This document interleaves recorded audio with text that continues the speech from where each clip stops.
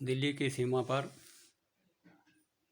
किसान आंदोलन के चलते दिल्ली वासियों को या दूसरे रोजगार पाने वाले लोगों को दुख में देख करके, उनकी तकलीफ़ को देख करके मेरे मन में भी एक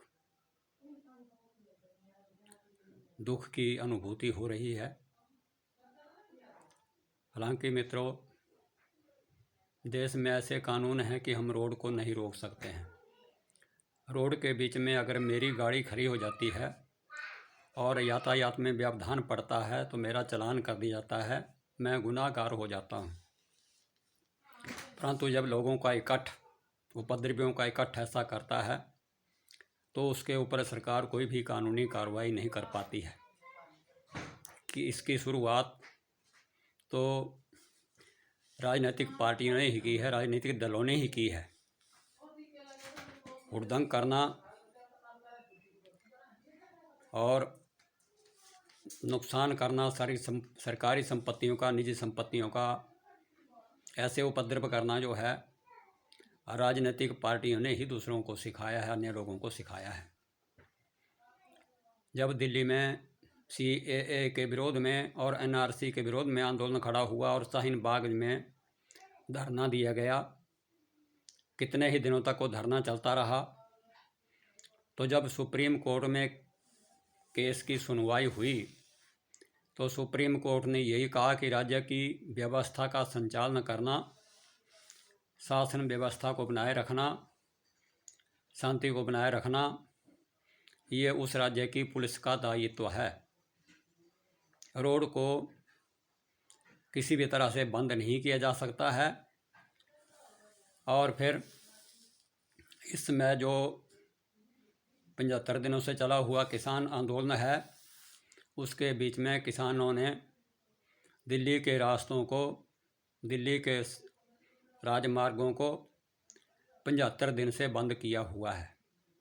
तो सज्जनों, मेरा तो कहने का भाव ये है कि मान लिया कि संविधान ने हमें आंदोलन करने का, विरोध करने का, अभिव्यक्ति का अधिकार दिया हुआ है, परंतु इसके साथ ही संविधान ने हमें जीने का अधिकार भी दिया हुआ है, जिसका ये लोग आंदोलनकारी नकली किसान जो है वो उल्लंघन कर रहे हैं। परंतु सरकार की इसके ऊपर कोई कार्रवाई नहीं की जा रही है।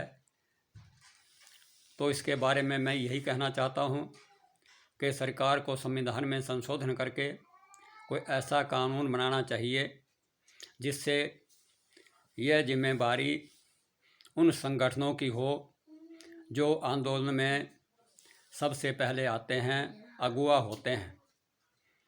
तो मेरा कहना यह है कि जब भी कोई संगठन, जब भी कोई दल, जब भी कोई संस्था किसी प्रकार का आंदोलन करती है तो तुरंत उसके खातों को, जो उसका कोष है, खजाना है, जिसके सहारे वो आंदोलन चलाती है, उसको सील कर दिया जाना चाहिए।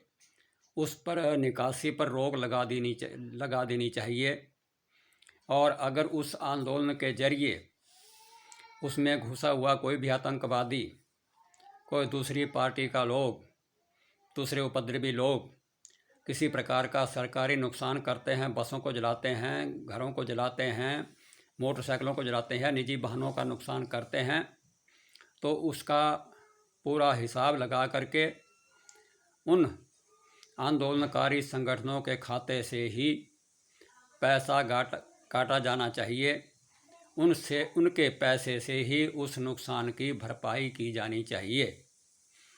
इसके लिए यह ज़रूरी है कि उनके खातों को सील किया जाए और अगर कोई उपद्रव होता है, किसी प्रकार की संपत्ति की हानि होती है, तो उसका पूरा हिसाब किताब लगा करके उनके खातों से उस पैसे को काटा जाना चाहिए। इससे भविष्य में ऐसा होगा कि कोई भी संगठन जो है पूरी जिम्मेदारी के साथ अपने मौलिक अधिकारों का प्रयोग भी करेगा और नुकसान करने से, हिंसा करने से, सरकारी संपत्ति या निजी संपत्ति को नुकसान पहुंचाने से भी बचेगा। ये मेरा विचार है, यही मेरा मानना है। जय हिंद, जय भारत।